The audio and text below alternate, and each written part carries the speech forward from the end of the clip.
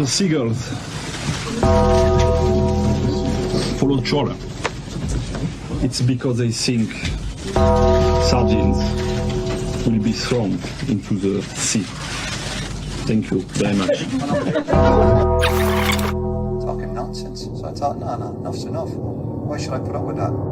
Talking nonsense. So I thought, no, enough's enough. Why should I put up with that? Don't back down, double down. Don't back down, double down.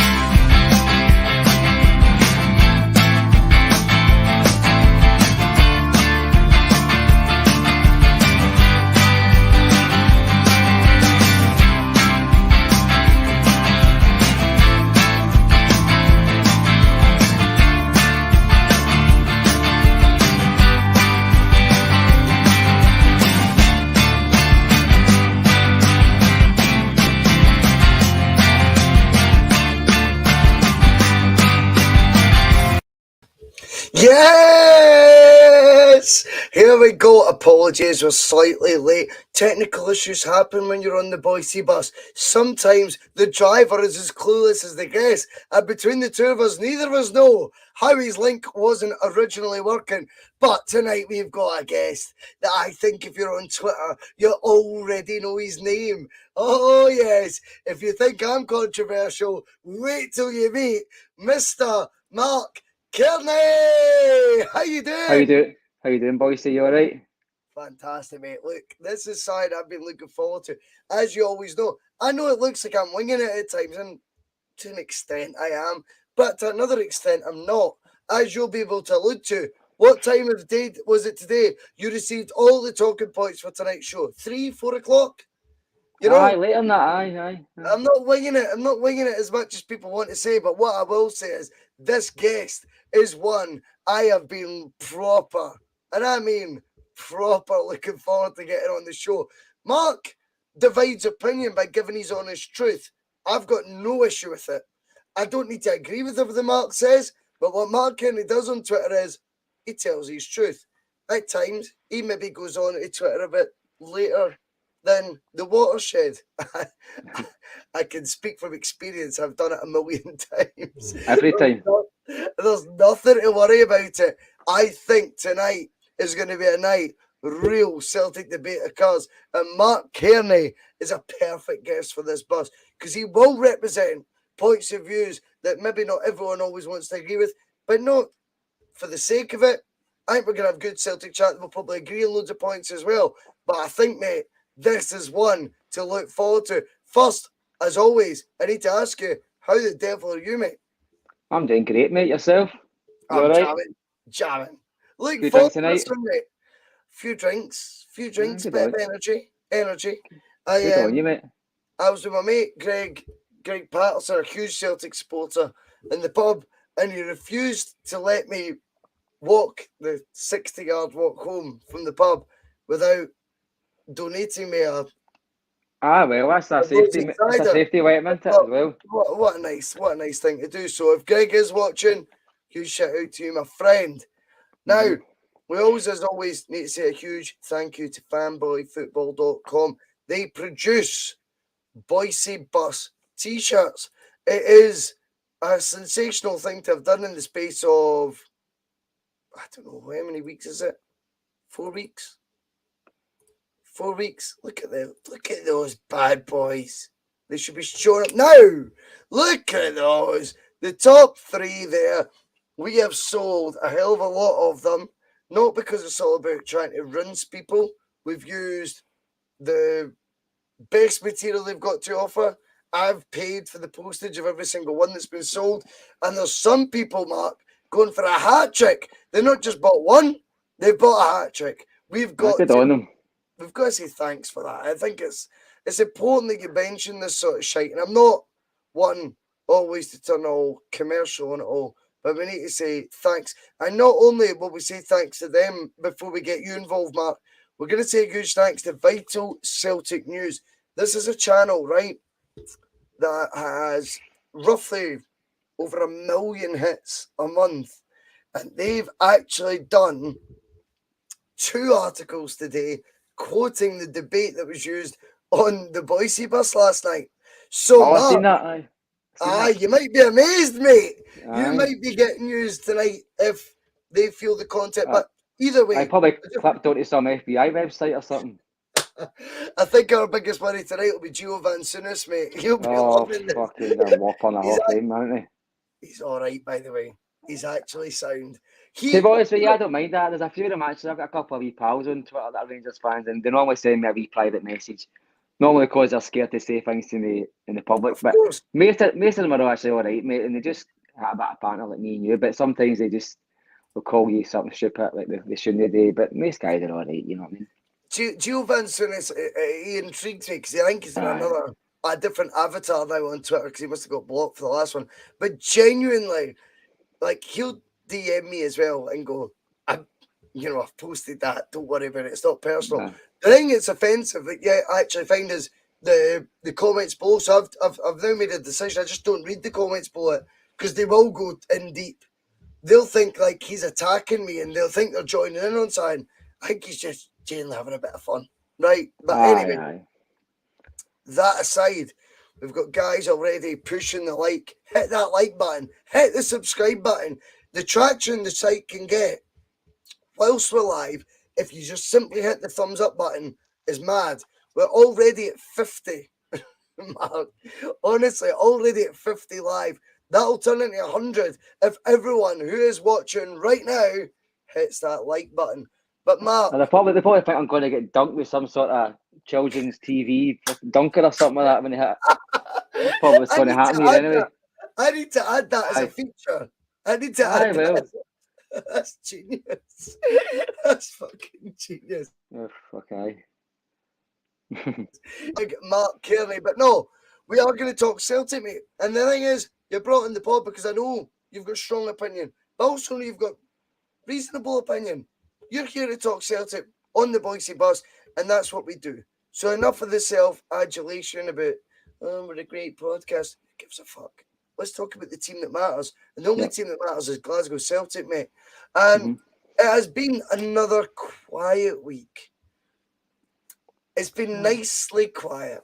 It's been strangely quiet, actually, because normally these games you get Monday as a kind of like a calm ocean day, and then Tuesday you start to get a bit of jittery, and then the papers start hitting it with these stories like, I don't know, somebody's got an injury, somebody's pulled a hamstring. But it's been quite quiet injury wise. Maybe they've been focusing on Rangers' big game on Thursday, but that's good for us. But just leave us alone. But don't get me wrong, I think the press made up for today. I watched an interview today with Janis Postecoglou, and he must have got asked about 15 questions with Rangers. And you know what? He made the best retort I've ever heard in my life for a Celtic manager.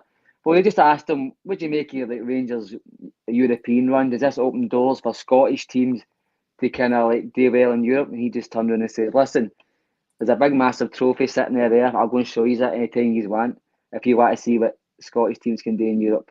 And I burst out laughing straight away. I went, what a fucking answer. There's no comeback on that. You know what I mean? I think the guy just skulked away back into his cupboard. Frightening, Mark. Look, DJ's already came in. He knows exactly the interview you're talking about. I watched it, and I think he's getting better. I think Ange's mad because it was almost, I think you might agree with me here, it was almost infuriating at the beginning when I went, results aren't good enough for you to be a smart arse every day of the week. But when you can foresee what he could, we maybe need to go, do you know what? He had every right to be what he was because he did know what was coming, mate. Well, the thing is, I was listening to that Dan Orowitz, I think it is, and the stories are, anybody you listen to about him is, I'm not going to mention his full He's interview. The biggest wanker in the world, mate. Oh, well, he looks like a wee guy what's that film, Scary Movie, the wee guy with the funny horns. He looks like him. But he was also saying that there's a wee kind of pattern to his management. Like each team it starts halfway, there's a wee kind of slow acceptance, then it goes bang, and a wee bump in the road. And he probably knew this was coming, so he probably knew more than us to begin with. But I always say, Gordon Strachan was a funny bastard until Celtic started losing matches, and then he became infuriating. I'm not saying that's going to happen to. It's not going to happen to Stratty, to Postecoglou, but see after a match that you maybe drop points and somebody says to him, "Why did you not bring on Giacomakis?" and he turned around and says something, I don't know, something flippant. It's only funny for the first couple of times, but see when you start to get pissed off, you end up crashing that bus of yours. You be raging, you know what I mean? That's clever. I think what Andrew's done has been. I hate like the fact that I feel at times because I host as many shows as I do. I repeat myself at times, Mark. But I also need to be getting my opinion across to the new guest that's on, whoever that may be. In this case, yourself. Ange said something to Kenny McIntyre a couple of weeks ago. Basically accused him of not wanting Celtic to win. Now you're talking about examples of Gordon Strachan. If Gordon Strachan says you didn't want my team to win, that's how he would say it. But Ange went, well, it's only frustrating if the team you wanted to win didn't win, mate. It's been done so succinctly that it's the same point, but it's delivered in a measure that I go, I can subscribe to that. That's brilliant. That's very clever. He's got the mark of a man that's lived with folk that look down their nose at him for the last 20, 30 years, and he knows how to answer these guys. He looks like a guy who's maybe, he knows fine well that any reporter wants a story off him, and he seemed to me the kind of guy that just wants to give him one. Like, I've seen him been asked questions like, "Would you make of the SNP's policy on the crowd control and things like that?" And he's like, "That's not my job, mate. They would tell me how to pick a back four." He just kind of brushes it off. Doesn't get involved in bullshit. Mark, that's a brilliant point. Do you know what as well? Referees and decisions went against us quite recently as well, let's be honest. But see when refereeing decisions happened that potentially could have went in Celtic's favour, he stood true to his word. I don't get involved in that, mate.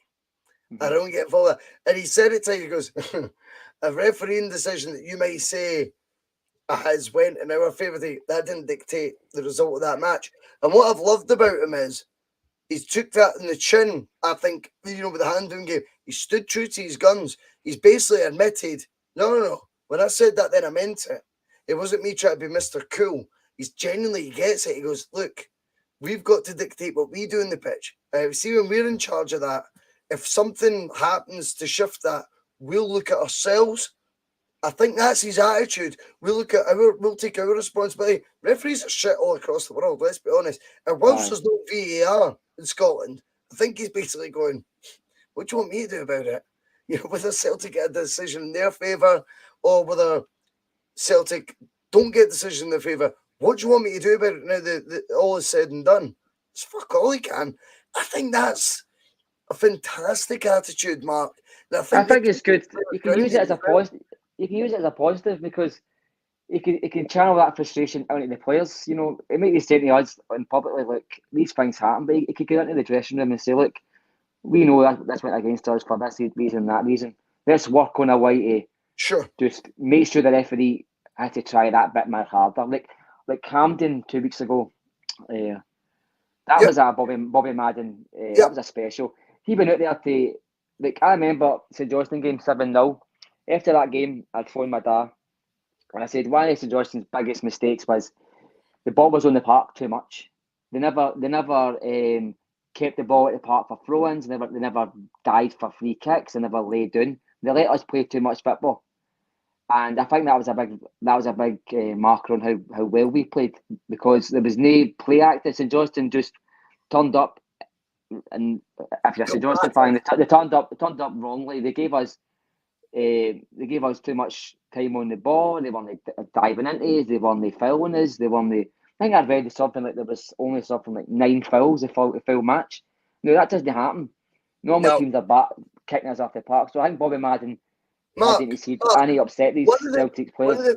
Sorry to interrupt. One of the biggest problems during that was Joe Hart was almost guilty of having 2 balls on the pitch at the same time. Such was his eagerness. And I'm telling you, the ball boys are trained, eh? We've seen Mourinho do it the other way, right? Where he's like, stuff up your jumper, you dick, you know. But game management, which I don't have anything against. See, in my opinion, it's all about winning. But incredibly, you've seen a situation with Joe Hart. We're 7-0 up. And I swear he's got the ball back down in that by kick moment, like within 3 seconds. Back down the ball. Let's go again. Folk don't know how to deal with that. Now, the thing is, how we approach the game on Sunday, I think is very, very interesting because we can actually afford to even lose it. Not, God forbid we lose it, but we can.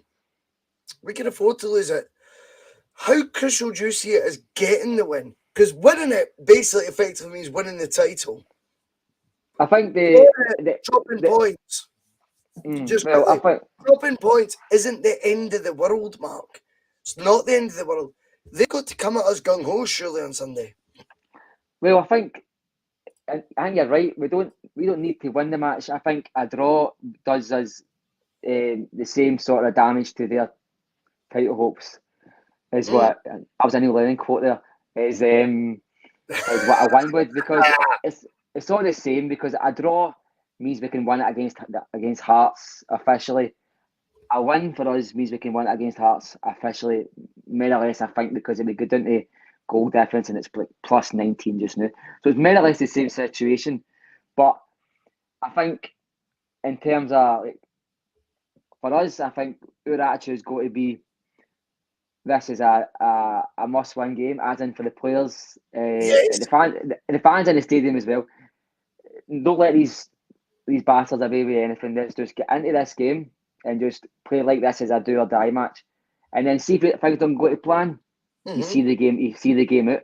But I think there's a wee bit of leeway, and I think that's what Ibrox bought us. The Ibrox game bought us a bit of leeway. It didn't seal the title. It sealed a gap where you can say, look, we've got Ross County coming up potentially. I thought at that time we were getting Livingston. The biggest cheer for me the day we beat St Johnstone 7-0, apart from Kyogo coming on, was when I was leaving the stadium, I had my headphones on, and Motherwell had scored an equaliser, because that meant Livingston were going down. Because I had in my head, right, the SFA are going to, paranoia Mark, the SFA are going to have us playing at Livingston away from home, potential point dropper. Yep. We'll get the Mankey mob, we'll get Hearts, and then I wasn't sure if it was going to be Dundee United away or whoever away. So I was like, fuck, we're going to have 3 games at home, Hearts, Rangers, and what turned out to be Motherwell. But I had it in my head it's got to be Livingston away from home, and other.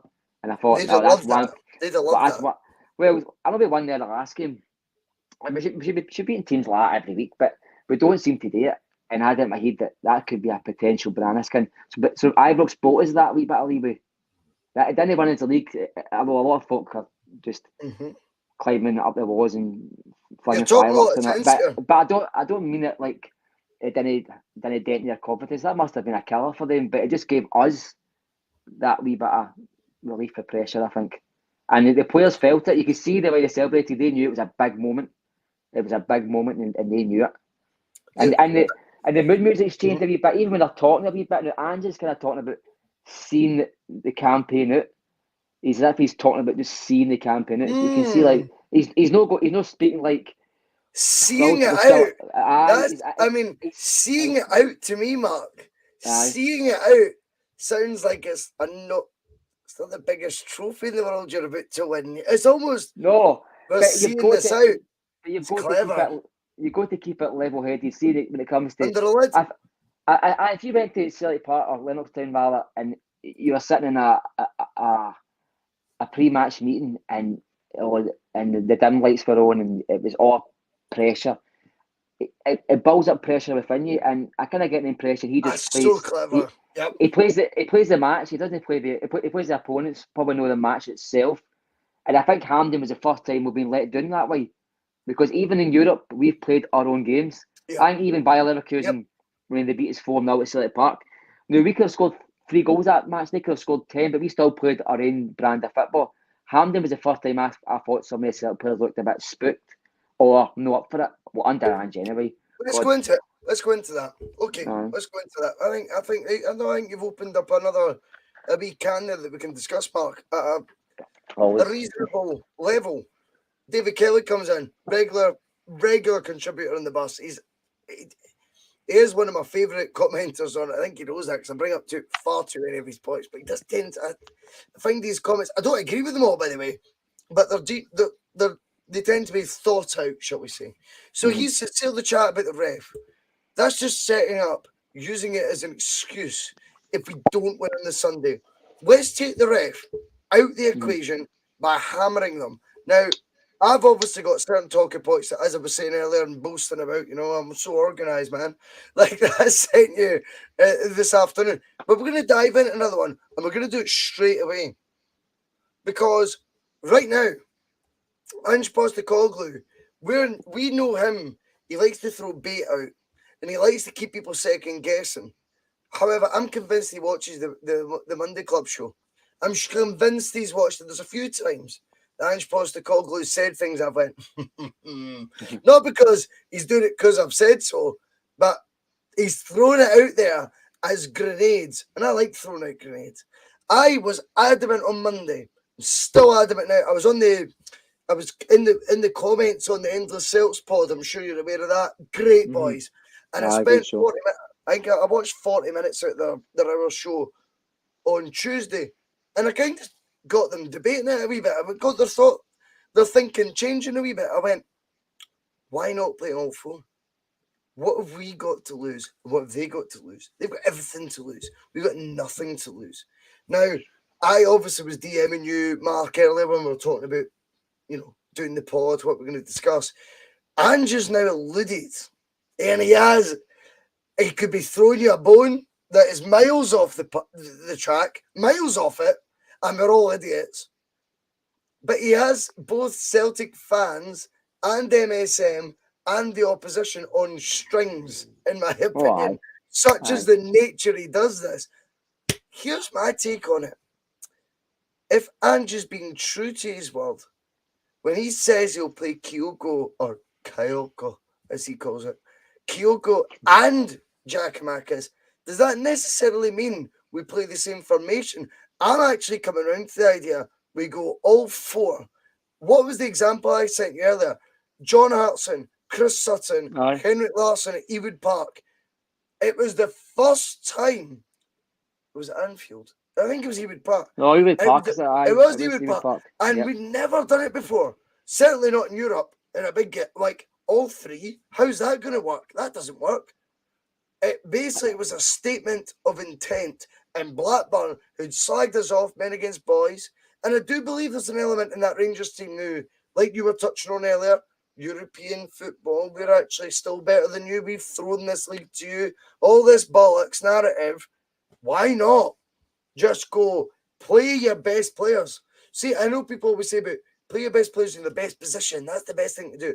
But if you can accommodate all 11 of your best players, to me, there should be no answer back to that. I think Celtic could go all 4, Marc Cairney.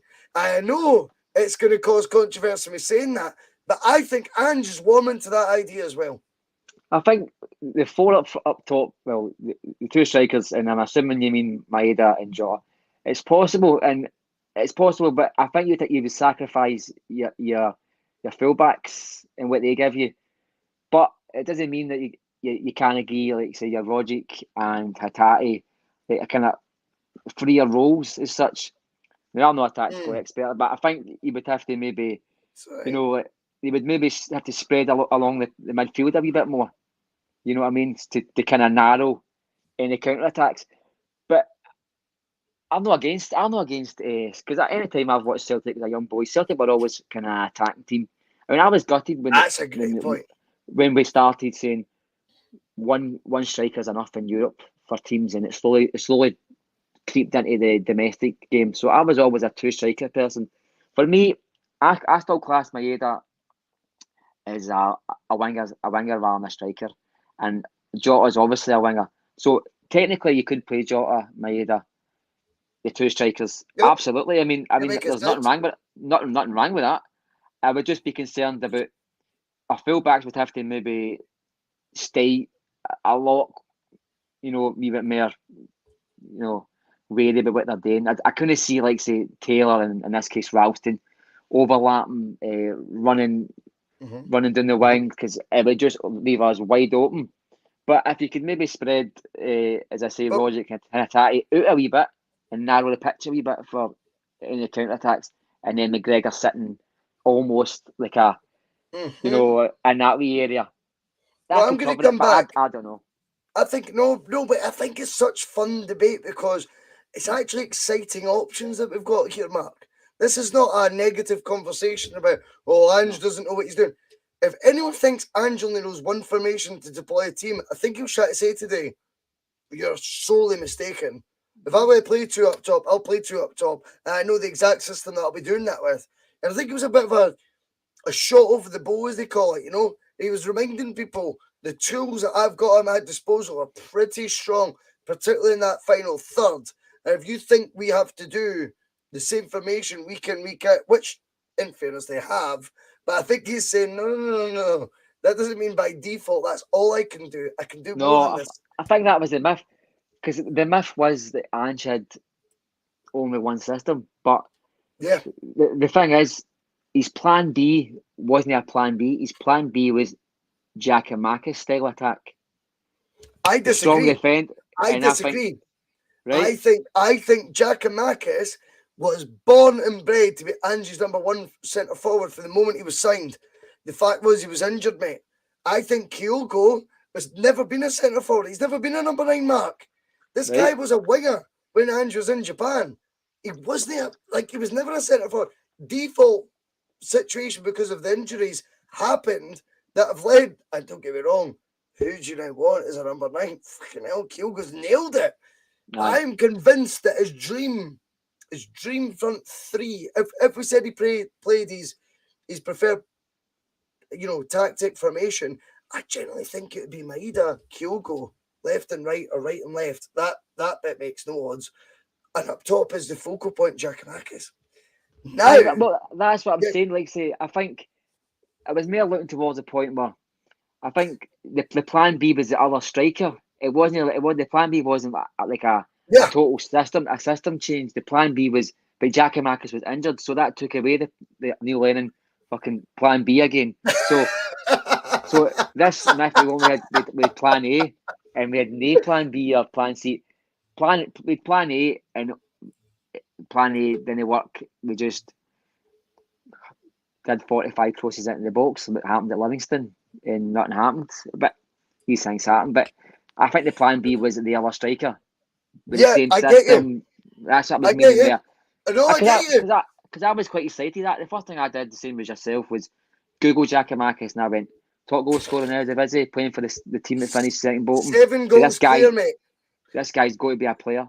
Because I was quite surprised when he started off, because he got injured fairly quick. But before that, he had a wee bit of. He was rusty. Let's be honest. He was injured, wasn't he? You'll agree with this as well. The missed penalty absolutely killed him in the eyes of too many podcasters, that killed him. All he did was miss a penalty, Mark. He missed a fucking penalty. I've seen Henrik Larsson miss so many penalties in 7 years. It's actually unreal when you look back. Larsson missed, I would say, verging on, very minimal, I would say 5 to 10 penalties. Giakoumakis missed 1. And to be honest, he shouldn't have been taking it when it was his first start in a Celtic jersey, having been out for 3 months. Definitely. Of course it should have been. And I think that swayed people into thinking this is some Diddy. I think it was the timing of it. I think it's even happened in the first minute rather than the 91st minute. It wouldn't have had the same impact. He It wouldn't have had the scores. same. Aye. But even I'm talking about even in memory wise, the impact of it was he cost us 2 points there. But see, we did it at the beginning of the match. The narrative changes a wee bit. You say, I missed it, but we had another 90 minutes to win that match. But it just looks like, well, that Tadger's missed a chance there to win the match. I know. Because folk still call it the Giakoumakis game. Folk will say, that game still haunts me. And it haunts us all. But, it's sliding doors, mate. He could have scored it and then get injured the following week. You know what I mean? It wouldn't have mattered. He is where he is now. And for me, he's probably the best target man striker in the league. Read that, Mark, and I'm telling you, Danielle F, who's going to be a guest, by the way. I can't read that, but mine's are terrible. No, don't worry, but you don't need to read it out loud. But read it. I am telling you right now, Danielle, she's going to be, by the way, a Double Doon contestant next month. Oh, it's not me yet. Yeah, but she's so right. Imagine social media when Henrik Larsson passes the ball to Chick Charnley. Imagine social media then. It is rife that we've signed it today.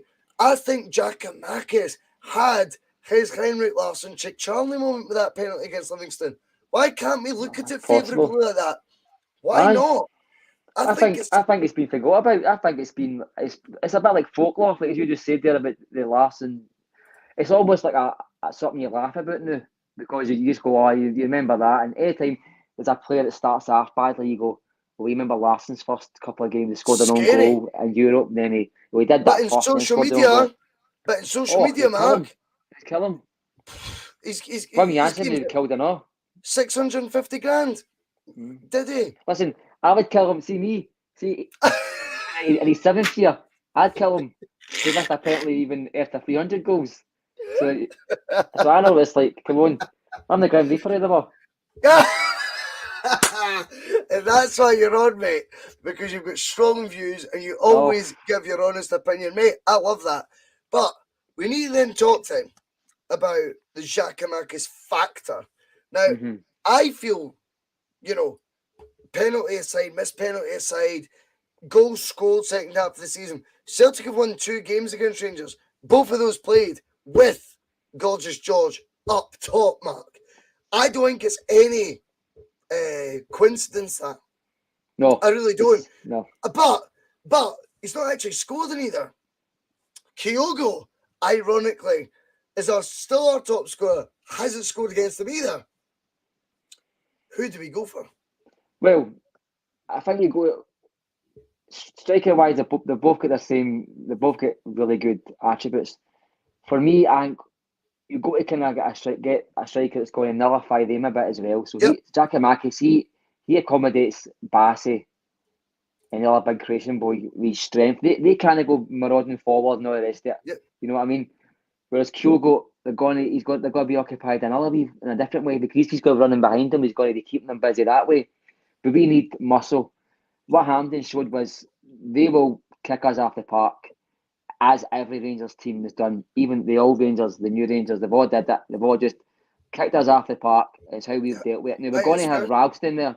Ralston's, that guy's built like a brickie, like literally like a brickie. Rogic and McGregor and Hatate, they're not going to win a fight against the 7 dwarfs. So we're going to have to keep strong, muscly men, athletic men, and I think Giakoumakis, Ralston, I've got to play for that reason. Ralston's going to play, but that's why I'd play Giakoumakis. But I think you're spot on. I think what we've seen, I hate doing this whole, you're spot on with everything you fucking say, Mark. It's not about that. Oh, I'm often wrong, so I'll get to that point or not. Aye, so when you're enjoying being right, take the plaudits, mate. Because, can I just tell you one thing? Celtic did not have enough, and it's not just about Giakoumakis missing that game at Hampden. There was no fallback. There was no other character out there living that was really going, do you know what? You want to push me, I'll push you. You want to kick me, I'll kick you. You need that balance sometimes. Now, at times I feel it's dumbing down, not doubling down, dumbing down football. Ange isn't a guy from that school. Ange wants us to be the best footballing team we can. Unfortunately, Ange is on a trajectory of learning of the SFA's rule book that has probably been a pretty harsh school for him to try. I think he's learned some harsh lessons. Like, wow, okay.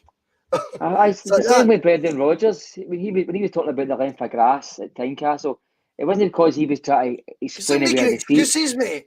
It's like saying things like, listen, do you know what? If you want to brand this league as best as possible, you've got to look like the best leagues. You've got to try and act like the best leagues before you can become the best leagues. Now, but 11 big 18-stone guys to whip through a winger's legs and just call it that Scottish football.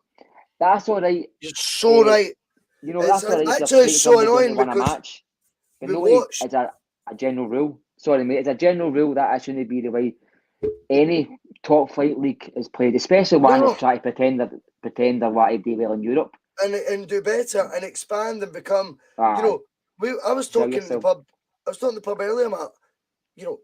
This year 5 Scottish teams are going to have a crack at Europe. You know that? No. Three. That means not just Celtic, Rangers. Hearts have guaranteed European football till Christmas. I'm sorry, because they go straight into the Europa League playoff now that they beat Hibs in the Scottish Cup semi. So now the Scottish Cup semi gets your Europa League playoff place, but because they finished third, that kind of safeguarded it. Anyway, if they lose the Europa League playoff, they go straight into the Conference League. So we've now got Hearts, a guaranteed group stage. Are these teams going to be able to operate in European football? Ross County potentially are going to be, and by the way, have a very good chance of being in a Conference League playoff qualifier match. If Hearts win the Scottish Cup, that must give them an extra place. Am I right? No. So Hearts had to nail it by winning the semi because Hibs aren't in the top 6. So it's going to be Hearts have now guaranteed that third most prestigious qualifying spot, and then it's going to be two others: Ross County, Dundee United, and Motherwell. Aye, but I imagine it'd be Dundee United, I'd imagine. So, no, 2 of the 3 get it. That's 2 of the 3 will be in a qualifier, as well as Hearts. So Hearts are guaranteed now European football till December. The reason I'm bringing all this up is because it does strike you so startling when you see displays like Hampden only 10, 12 days ago, right? Are you telling me that's the best way to prepare our teams for European football? By thinking, let's look at Ross County as a prime example. Callaghan approaches that game, but he's so within his rights to do what he did. Do you know why? Because Lundstrom, he just literally followed the copybook, mate, and thought, I'll get away with it. Aye. There's a blueprint there from the day. The difference was he got booked in 10 minutes. That's how European football work. Well, that was true, and I didn't realise this at the time. There was a minute or two before it, he had a challenge that was just as strong as that. But at this time, he got booked for the second one. But see, at Hampden, I mean, that Lundstrom was fucking kicking everything and moved. I mean, we all know it. We all know what happened. The game plan was to stop Celtic playing as much as possible. Simple as that. And Bobby Madden done it. And do you know what? Fair play to the guy because he fucking gets away with it every time. So let's talk about that then, because you just touched on, I know where you want to go with this, Mark, and I actually want to go there as well. Celtic, Hampden Park, yes, we can be frustrated at Bobby Madden's performance, and we all are, right? We are. But do you know what? See, when it's all fair game, Celtic didn't have enough players out that 11 to combat that. They did not have enough ankle biters, whatever you want to call them. They didn't have enough Giakoumakis. And let's get on to the next name. They didn't have a Tony Ralston, did they? No. I love the guy. And it's not just because he's a Celtic guy and Celtic fans love a Celtic man out in the park. Now, my argument with Tony Ralston isn't, I got a lot of stick for this, even after one of my brothers. Now, I think the Ange system of inverted full-backs, right-backs, left-backs having a lot of football in the middle of the park, and the overlapping is Ralston's game.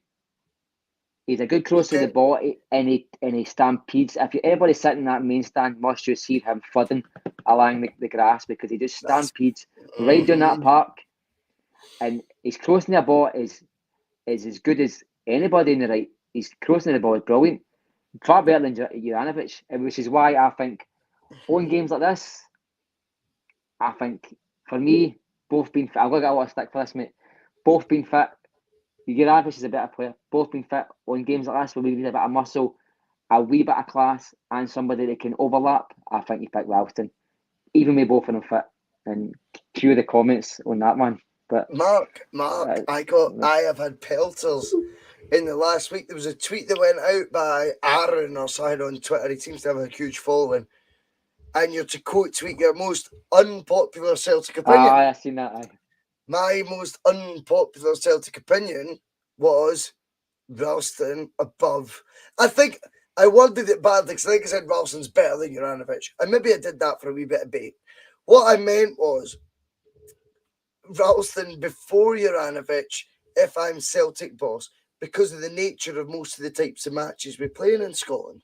Now, if you were to say, Bhoycie, next year you're going to play 48 games, but all of them are going to be of a European format, like Europa League level or Champions League level, I think Juranovic would probably have the argument. He would have the case to be but sadly, that's not our fishbowl that we operate in. We swim in a different world. You've got to fucking play the fixture. That was my quote I used to use when shit was going down at Celtic at the beginning of the season. I used to go, you have to play the fixture at times. Play the fixture. And for me, Ralston fits the narrative in the top flight in Scotland in a hell of a lot of games. I actually also feel Ralston has the edge, not just in terms of dig and blood and guts and thunder and all the almost like describing a member of that 2008 Sevco team, you know, or Rangers team, I suppose they were called then. Like, they were all like hammer throwers, you know. He's not a hammer thrower. You just nailed it. This guy has also end product. 7 SPFL assists in 24 SPFL appearances. 4 goals from open play in 24 SPFL appearances. These are quite phenomenal stats, mate. And even if you look at a side he scored the Easter Road Tynecastle on away to Real Betis, even if you look at that, you put that aside, if you compile a video of 5 key moments in Celtic season, I think he's got to be involved in at least 3 of them. I think the last minute goal against Ross County, I think the last minute goal against Dundee United, and the last minute goal against Dundee, I think he sets up 2 of them and scores 1 of them. And that's just one I can have it half my head. And it's not that I'm just trying to champion the guy. I genuinely feel like maybe confirmation bias for me because I love the guy. I mean, I like the guy more because he's proved Abdirang, and I like that. I like the guy's went. You know what? As he's went, and just something. We're all happy to say how good Anja is, right? But we're all need to apologise for saying how much he's brought on Anthony Ralston. And then you look at the left-hand side, you know, there's Greg Taylor. He's only just getting a wee bit of credit. I thought Greg Taylor's been playing good football for the last, injury aside, 3, 4, 5 months. But he's only just beginning to see a wee bit. I'm keen to talk to you about that. I'm keen to talk to you about that, actually. Ralston, I think, for me, Ralston would potentially be up there for a long list, but still a list to Player of the Year. He'd be on the list, in my opinion. I think it's very easy though for Ralston to be criticised for a poor performance. It's easier to do that than a Croatian international, mate. Right? But what really frustrates me is if you think Ralston's your preferred option at right back for Celtic, I think you're engaging in a healthy debate because there's two top drawer options for that role. Do I believe there's an argument for Juranovic? Big time I do, right? But it really annoys me that if you're to jump on the Ralston bandwagon, you're criticising, you're slagging off Juranovic, you don't know about football. If you go on the Juranovic bandwagon, there's not 2 seconds thought for Tony Ralston. Now, I'll tell you this, our two of our last 3 managers, in my opinion, are of a scary standard. Postecoglou, I didn't realise was of the standard he is. I'm delighted, by the way, as always, to be proved wrong. But Brendan Rodgers, folk don't like him. He'll be back, by the way. And I always Listen, I hope so. I hope so. I will. That is a guarantee. But also, elite manager. Both of them are the only two managers out the last decade to give Tony Ralston long-term deals. That's funny, that, isn't it? Now, Aye. You mentioned Greg Taylor. Do you think Greg Taylor, by the way, again, I think he's done very well. Does he improve if we add a Juranovic level profile, similar profile? They don't need to be Croatian and they don't need to be 2.6 million. They don't need to be 26, but a similar sort of stature player to be the left back, to come in as the first choice left back. Aye. Could that happen and take Greg Taylor's game to the level me and you have both just agreed on? We've raved about Ralston. I genuinely do, Mark. That to me is a position I would go all out. And if that means we keep evolving the way I want us to evolve, that means it's not a 2.6 million equivalent, by the way. It's a 5 million. Not that everything's based on money, but if Celtic are to get a 40 million jackpot, then it is. To me, you've got to upgrade it yet again. And you go, right, we got away with getting a 2.6 million Croatian international. Aye, we got lucky for there. that one. Definitely. Let's get a 5 million left back in. But by the way, Taylor, and Ange looks Taylor and I and goes, I gave you a long-term deal, remember, only 6 months ago. I believe you'll be the number one left back at the end of the season. Also, there's competition for you to push you on. And maybe be like a backup.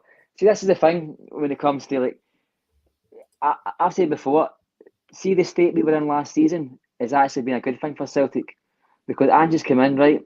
It's been that much of a mess. He's had to take more of a hands-on approach. Very right? quickly, Mark. Very quickly. Sorry. David, no, he was on a 1-year extension and given a new long-term deal once Ange had worked with Ralston. So it was a 1-year extension. It was a 1-year extension because they had literally no right backs. That's right. And then he was given a long-term deal once Ange had worked with him. Just, sorry. On you go, Mark. Sorry about that. No. Just to clarify that one. No, I didn't remember that. I've just seen, like, say, when we're talking about, like, the hunt for a left back or even any other position, I think the good thing about, we were in some mess last season, right? But what that did was Ange had to come in and totally take the reins directly. So you could tell me what you want a million times, but you couldn't tell me exactly what you wanted better than you could know yourself. So he's had to scout his own players and have a wee bit of a stronger approach than any other Celtic manager probably before or since Rodgers. And that's helped us. Do you think he's enjoyed that? Aye, he has, aye. I don't think he wants, mate, see if you're really strong, you say, right, okay, you guys are in the shit, you need me. But you were going to bring 15 guys with Eddie Howe? I need... Oh, I understand what you mean. I need the But I think Andrew's actually tied the board up in knots because he's done it all himself, which deep down I think suits him because he, you know... he said as much a week ago. So he can now, though, also push back at this board now this summer and go... I've proved I can do it, sort of thing. All in trouble because I've saved you 13 other people's wages you were gonna expend with Eddie Howe. Now it's time for me, after success, not before it, not preempting what I can do. The delivery is done. I've delivered. The trophies are in the cabinet. The 40 million jackpot is on its way. If he can then do that and go, now, by the way, is Gavin Strachan my first choice coach? No offense, he's good, but I want this guy, and he's going to cost you 15 grand a week. See, by the recruitment, he's going to cost you £2 million a year. I see the scouting network I want. I need 4 new guys in there, and these are the areas I need them covered. He holds all those aces now, Mark, doesn't he? Well, see, when you've got the backing of the support and the mass that he has, you've got the board on strings. Because it's the same way Rodgers and O'Neill had. They fans on strings.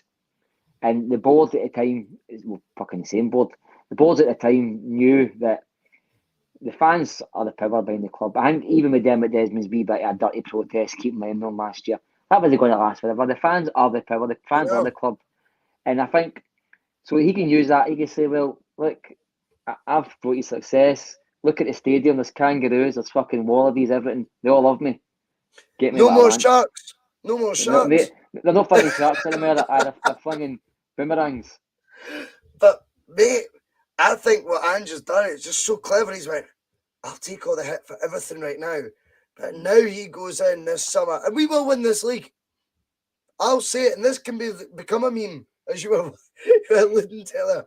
Celtic are going to win the league. We're going to win the league. We're going to be £40 million cash richer. And we were talking about the other night in the bus about, like, Physicality, for example. It cost £1.2 million in 2022, Mark. £1.2 million transfers are happening in League Two in the EFL, right? So even if Atati turns out, not that I think he will, turned out to be shite though, say he did. I'm sorry. That's that cannot always be consistent the level. The board of a watch that Ange just happens to be ITK.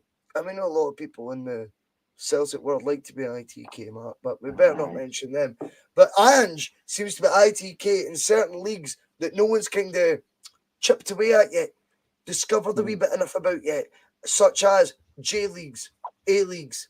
You know, it'd be like the equivalent of Gio being able to tell the rest of the Rangers he's going to sign some players from Utrecht and AZ Alkmaar, but sadly they don't give players away for free. So they've got absolutely no chance of that.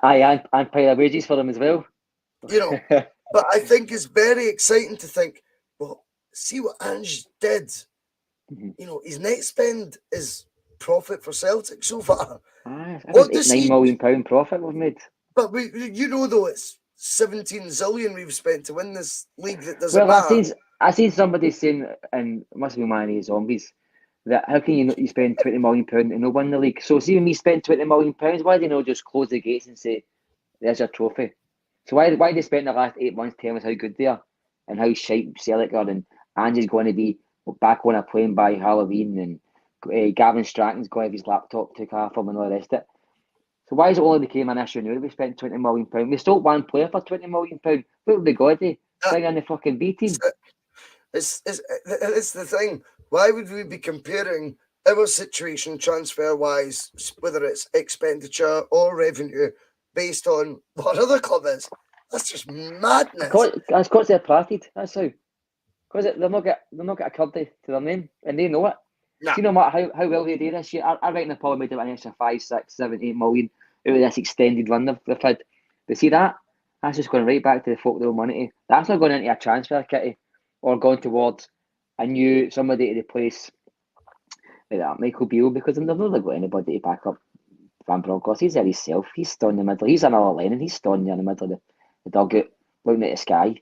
Everybody else is fine. I did like that behind him. Fuck out doing me. He's fuck out doing me. You can see it.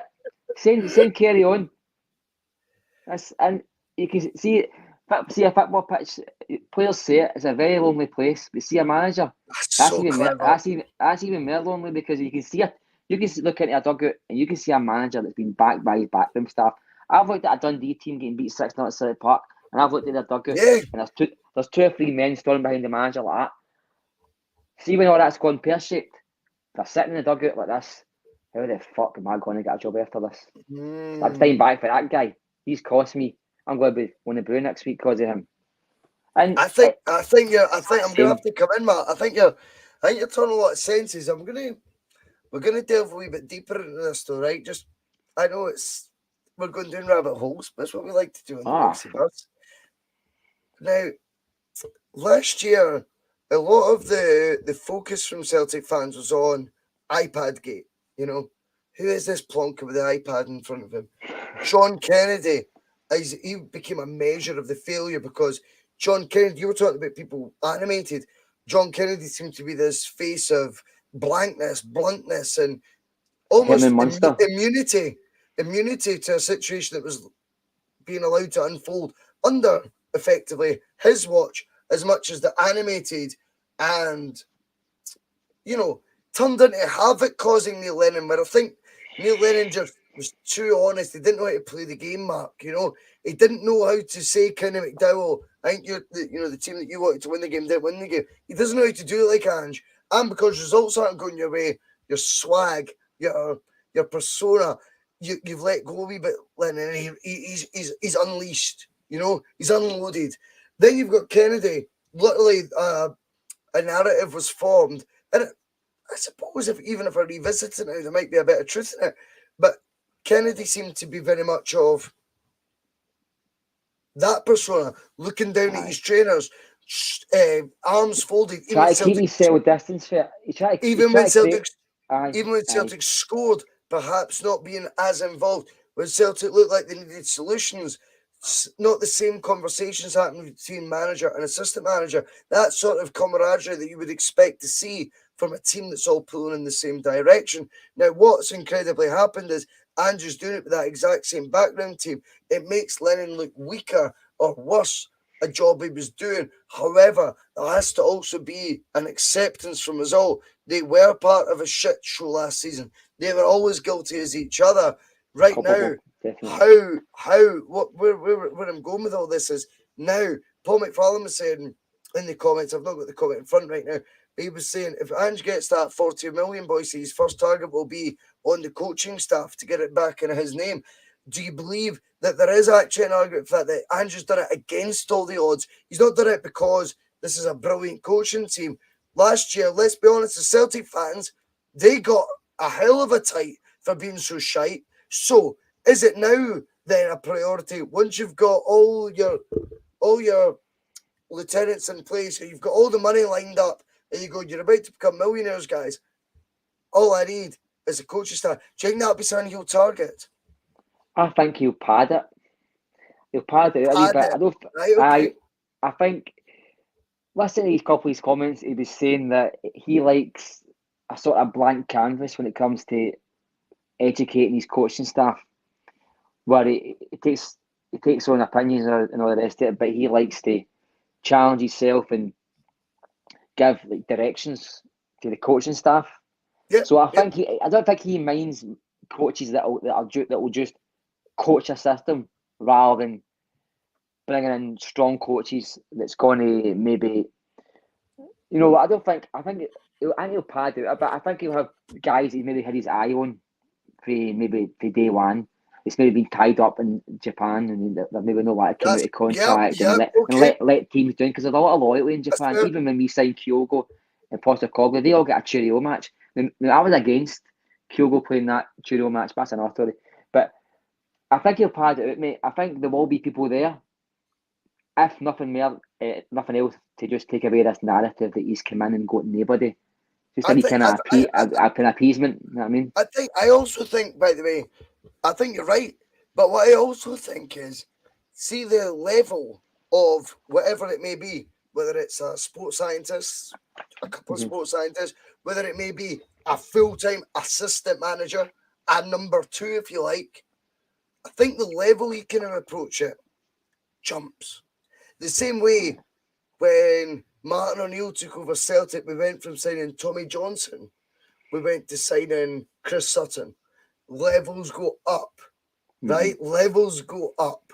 And I think, it's a terrible comparison when I think about it. But anyway, what I mean is, I think Angela's went, do you know what? I waited a year for this. So the dream number two for me a year ago for a team that was 25 points behind, didn't have Champions League money, is changed since we're now the top team in the league. And with £40 million, I know is coming your coffers. The number two I now want is yada yada. And it's he's picking fruit from a different tree now. I think that's very, very good and healthy because what I would also caveat it with, Mark, is I think Ange has shown, certainly with players, that his judgment is very sound. He's got a sound judgment. Now, I don't think the players that he's signed necessarily are all the technically best players he could possibly sign, even with the money he's spent, which isn't a lot. But what I do think he signed a lot of the time, particularly maybe the guys for the J League, because he had inside knowledge on that, and that's fair play, is the character. Mhm. And I think that is what I would love him to do in terms of the coaching staff. I would love to see him get someone he goes, perfect fit. How Not you just get me? Aye, that does sort that of make thing. sense?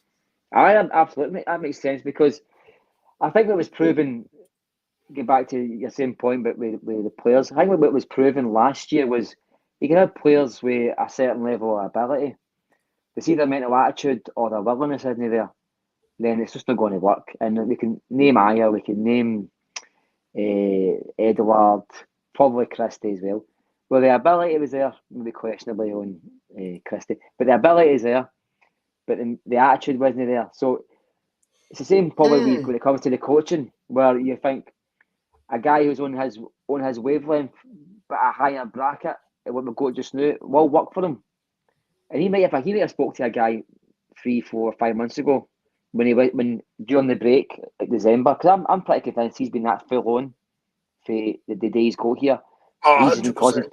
he's been firefighting every day, and I Well, think he's just been. I think during the January break here, he might have been making phone calls already, and he's just waiting for the right moment to press a button for these guys that you're Mark, talking about, guys that'll Mark, come in and lift up a bit.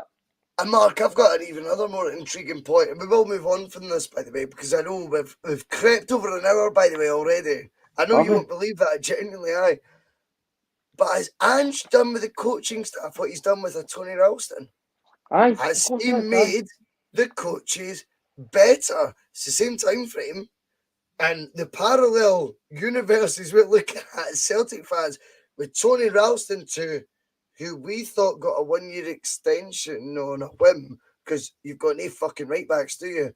Was that not the same argument you could throw at Gavin Strachan, John Kennedy, and say, well, you've got an extension because we've not got fucking anyone else? It's the same debate.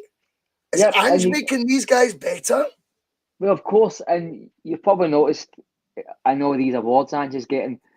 Like I'm sure the next photo shoot I'm going to be fucking in it because it's Gavin Stratton 1 week, one award, and then it's like the guy who makes the rolls the next week.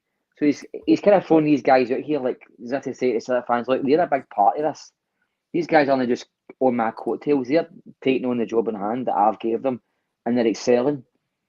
And if you can make a player better by getting in their heads, surely you can make a coach better by getting in their heads as well. And Gavin Stratton, I don't know how good or bad Gavin Stratton was. I've only got a symbol of him with a laptop and an iPad just sitting there playing fucking Scrabble or whatever it is they do on these things.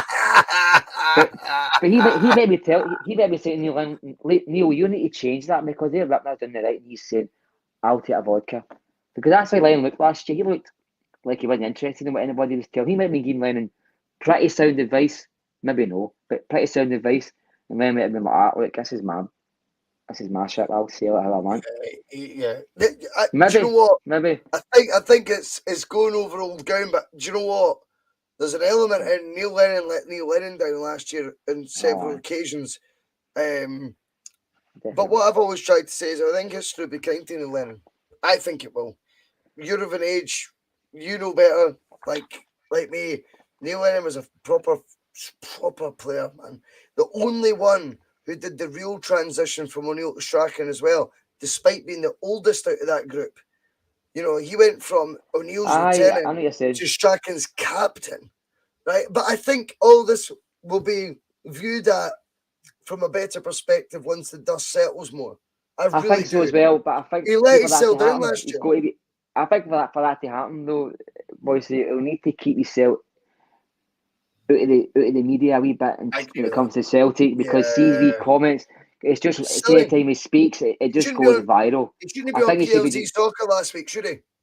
I tell you something. See if we had signed Xavi as a manager for talk's sake, and we've got a league campaign to worry about, and every time Barcelona get a good or bad result, my manager's on talking to some Spanish media about their result. I'd be saying, listen, you. I mean, I remember a few years back, Terry Butcher was in a relegation battle with Motherwell, and he went down to England to be a commentator or whatever it is for an England game. And the Motherwell fans who are tinfoil, to be honest with you, they were up in arms. Even guys with the M's are up in arms. They're raising about it. That's fair.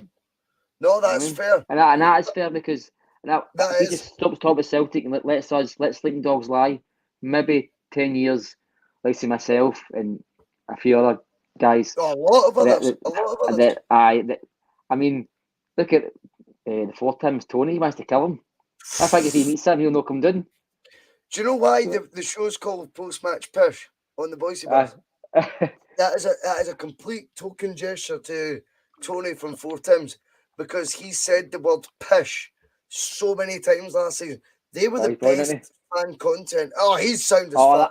That show's class. I love it. But they are. But do you know what? It's so less enjoyable. They've alluded to it in the future, but we don't get as many viewers as when we were doing shite, do we? I'm like, because they vented and they articulated, even whether it is in the terms like pish, perfectly how I felt at the time. It was just, Tony, the way he says the word pish. No, if you watched it, listen to their shows, I think the most enjoyable part about last season was when I didn't enjoy nothing, but when you lost a match and you go into these podcasts, I listen to them all, and every one of them's great in their own way. Sure. But they break it down, but they also put a wee bit of humour into it. I mean, I watched one, I listened to one, and they get beat. And there must have been about 3 or 4 minutes of the guys just laughing at how shite they were. And that made me laugh a lot, because I was almost saying, look, there's an acceptance in that. See, when you start to laugh at yourself, there's a real acceptance in where you are. And I thought to be able to do that, Mark. There's a wee bit of calming influence on me, a wee bit. Don't get me wrong, there's a few shows last year that I was watching, and it was every day, my eyes were red watching it. I was just getting that angry, that way. And but he had a wee bit of humour to you know what I mean? You can't just sit there placid, just fucking like that. I think it's clever again, what you're saying. I mean, you've got to be able to take the piss at yourself, mate, because see, at times we're going to be Monty. I'm not even going to bring up his tweet before that with the fish bait, but put it this way, Mark, he was saying another pod is great, right? And we all know which twats he is talking about. Now, you know when you come to the Double Doon Show, Mark, you don't get away with this scot-free, because you've actually frustrated me a wee bit tonight, mate. Right. I've agreed with 99.9% of what you've said, which we discussed before. Push me back, mate. I'll push you back. Aye. This will be good debate. I fucking agree. David Kelly disagrees with everyone.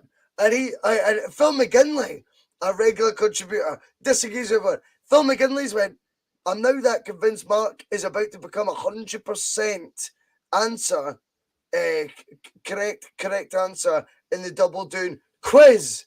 Because you didn't think you were getting away without the Double Doon quiz, did you? You know it's part of the show. Is it all my life? Is it all my day-to-day life, is it? Because I can pass that, all right. That's all fucking pass. No, but every time we get a new guest on, mate, this is the process. And people will tell you it does work. You come on the Bhoycie bus, the first time you ever come on it is a Double Doon Show, right? Right. And you get to talk Celtic, and I knew I could do that, or I never thought I could do that. I listened to other folk. Mate, you've just schooled it.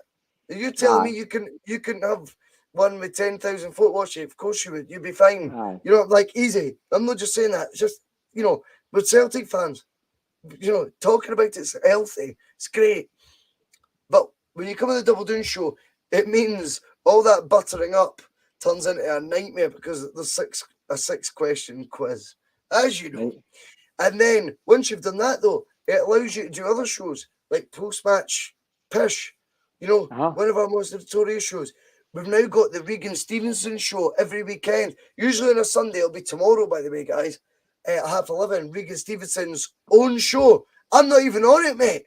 It's the first time, but he's that good. In fact, I'm a pest if I'm on it. It's better without me. But you'll eventually become a guest on that as well.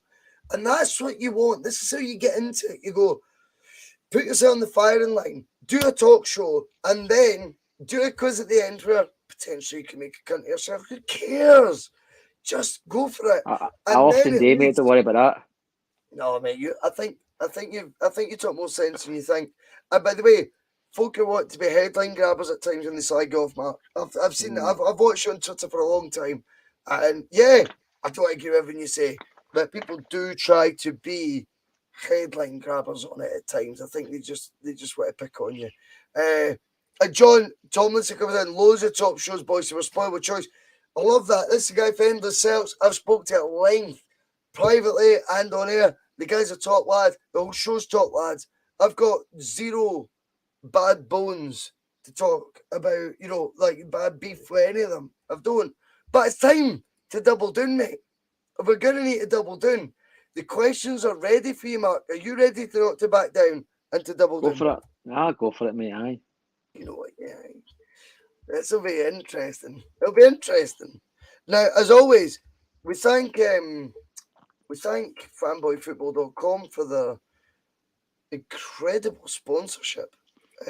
But we also have to thank Microsoft Windows, because they actually provide the stop clock that we put on the screen, because I've got no idea. I'm a technophobe, Mark, and I've no idea how to make a Bhoycie bus version appear. So I literally just share. You laugh. I just share my wee Microsoft Windows stop clock. See it? Aye. I can see it. Yeah, I can see it. Aye. So that's technical for me. I know, and literally just me hitting a share screen button, but even I'm like, I'm doing all right with this fucking IT shit, man. Right, you know the rules. We're going to go through them anyway, because there could be new viewers right now watching. There's 97 live. Hit the like button, hit subscribe. It's Friday night. It means the world to us. Now, the Double Doon quiz, Mark, is something that is based on 3 lifelines. Double Doon. Now, the Double Doon lifeline, you have to call before I read the question. Now, why would you double down, I hear you ask? So each question goes up in terms of the amount of points you get for it. So question number 1, you get 5 points. Before I've read that question, if you say Double Doon and you get it right, you would get 10 points. But obviously, if question number 6 gets you 50 points, saying Double Doon before that might be more profitable in terms of your score. But obviously, as the questions go on, they get harder. And they do get harder, right? However, there's other lifelines you can use. And each one you can only use once, obviously. Back down would just mean a quick pass. Flip it means you can get a different question asked, and it doesn't necessarily need to be the same difficulty of the question you're asking. So, say I said question 1, and I went, I don't know, what nationality is Henrik Larsson? And you're like, oh, I'm panicking here. Flip it. That doesn't mean you get just as simple a question as your flip it. It could be a question 6 level question. Do you know what I mean? Mm-hmm. Yep. Are you ready to play? I'm ready, right? Mate, legend. I've loved tonight, by the way. This has been great. And we'll get a wee chat before we finish. There's a lot of people in the comments. I like to think the Bhoycie Bus is an intelligent group, but they all fucking are shite at working out rules for a very basic quiz, mate, honestly. You're about to blow it out of the water. Remember, the key lifeline out of them all is the Double Doon one, mate, right? Yep. Double Doon one. Don't forget to call it out. And by the way, just finally, if you finish the quiz in under 1 minute, you get 50 points. If you do it between 1 to 2 minutes, you get 40. Between 2 and 3 minutes, 20 points. And if it's any longer than that, you get fuck all. As I'm sure you can appreciate, mate. Let's do this. Marc Cairney, don't back down. Double Doon. Question number 1. What was Celtic's result last weekend against Ross County? 2-0. Question number 2. What nationality is former Celtic striker Teemu Pukki? Is it Finnish? Question number 3. Name one player for Celtic with 50 plus appearances. There's only 2. There are only 2, not only 20 points. There's only 2. This season? Yep. Joe Hart. Question number 4. What squad number was Stephen McManus? There's 2, but he had 4 years in the first team. He had 2 different squad numbers. You can name either. I backed in on that one. Do you want to flip it? Do a different Go for question? it. Flip it, and you go. Flip it, right? No worries. Which... Oh, no, that's the wrong fucking... well, fuck it. Which club did Celtic sign Ange Postecoglou from? Marinos. What first team coach left Celtic after 10 or so years at the club for Rangers in the late 2000s, then ended up under... He's good. He's good. Question number 6. Who did Celtic face in the last 16 of the Champions League in 12-13? 12-13. Juventus. Stop the clock.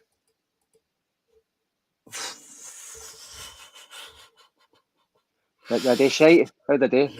Oh, you did all right there, mate. Phil McGinley, a regular contributor now, posted, right? And I'm actually going to search back, right? I'm going to take the clock off. So it was 1 minute 31 for the clock. We can stop that sharing, right?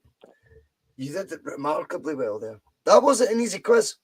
You know that, No, yeah. That wasn't... I don't make it a giveaway. But wait till you see.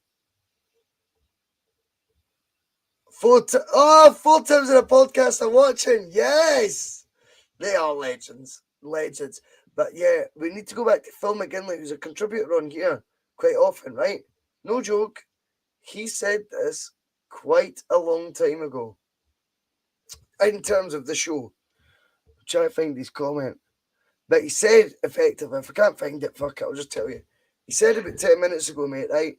I see a 100% club coming up here. Because Phil's in the 100% club. Do you know who else is in it? And he's top of the league, and he still is ahead of you if you do get the 100% here. Regan Stevenson he did it 1 minute 20. And Regan, no one's surprised by that, right? Because he's the fucking man. But Phil McGinley had also got 100%. You may well be the third man to have done it. We will go through the questions together, mate. You up for this? I think you did all right there, mate. China's. Hey, go for it. Let's do it. Okay. Right. Ross County's result 2-0. Spot on. It's a trick question, mate. It was a trick question, but it is 2-0. Spot on, 5 points.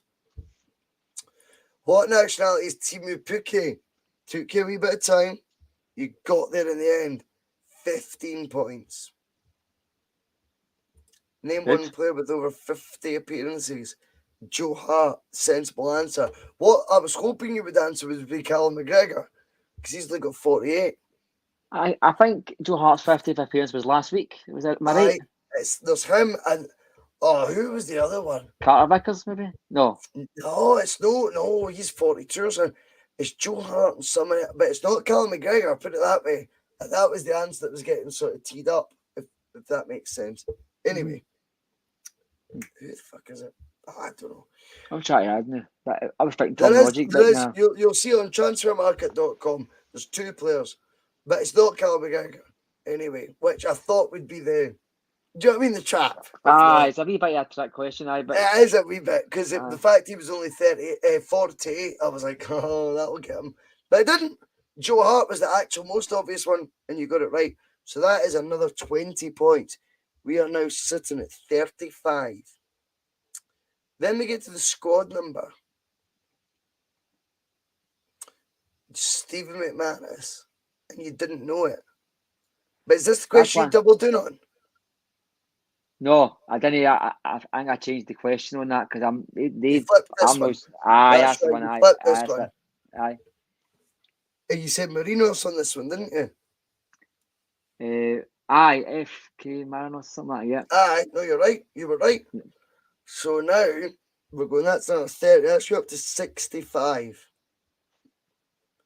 Was it what question did you double down on? Fucking someone will keep us right in the comments. What question? I'm not sure if I did that.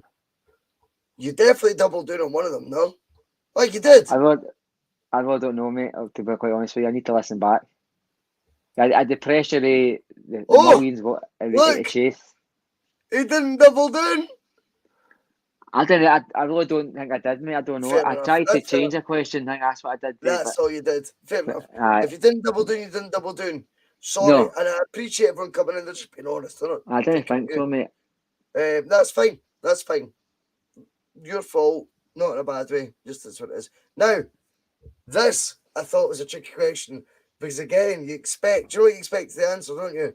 Barcelona. Folk just blurt it out. You know what I mean? He played Barcelona in the last 16, but folk associate qualifying for the last 16 with that name. Juventus, you said. Yeah. 100% right again, mate.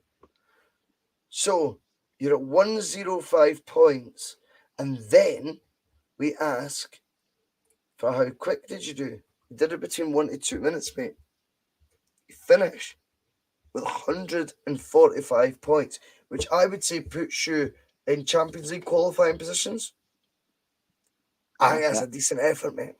It's just all about the double down. See if you double down on one of those questions. I know. Thinking back now, I could have got myself a couple of points. Oh, no, a lot, well, plenty. But what an effort. I think we all need to say that was quality, Mark. That was 100% record. 100% record, mate. Is not that easy. David Kelly, what the fuck is happening? It's more corrupt than the SPFL. Did I give him these questions? Corrupt in the SPFL. Did I give him these questions for question 5? There was a one we came. Oh! That's so right. Mate, you got 185. I'm terrible at this. Kenny McDowell. I remember him leaving because I remember 185. Mate, Aye. You're not hoping for Champions League football. I think you're third. My third. I'll take that. 185. That's third. Aye, that's well decent, mate. That is well decent in effort. Right. I'm happy with that. Oh, God's sake. Look, Phil McGinley, he's part of the 100% club as well. He's saying a massive. It's an elite group. It is, mate. Well done. Well done. Can I just say as well, and I ask everyone this, Mark, when they come on the show, and it's not about being all fucking self-obsessed and all that shit, but I want you to tell the folk who are watching right now, would you recommend coming on the Bhoycie bus or for the Double Doon Show? Have you enjoyed yourself? That's been class, mate. Anybody that likes to listen to these things and anybody that likes to watch these things would enjoy doing it. You know what I mean? Because it makes folk watch these things and they talk to the trailer when they're watching it or they listen to the podcast and they start commentating on the things that people are saying on it. So if you want to get involved in it, do it. You know what I mean? That's brilliant, mate. And that's the encouragement I want because I've tried to say this for the get-go. We're not here to catch you out. We're here to go, come on. This bus is from a fan for the fans. That's what we do. And do you know what? We're having the best time ever. It's not a bitter bus, Marc Cairney, as some would like you believe. It's a better bus. And that is what's going to be found out come next year. Mark, all I can say, mate, what a guest. Stay online. We'll get a wee crack after the show, right? Just stay online. But in the meantime, huge thank you to our sponsors, fanboyfootball.com. A huge thank you to 4 Tims on a podcast for piping up in the comments because they know I like them. They know I like them. Hopefully I'll get a crack with them Sunday. If you are going to the game on Sunday, any is, give me a shout. I'm there to high five, say hello. Let's do it. I cannot wait. Me and Regan Stevenson are going together and I look forward to seeing you all. But in the meantime, there's only one thing left, and that is for Chris Sutton calling out bullshit. And then the best podcast theme song in the world. Mark, we'll get a beer in a wee minute, mate. Take it easy, guys. Thanks again.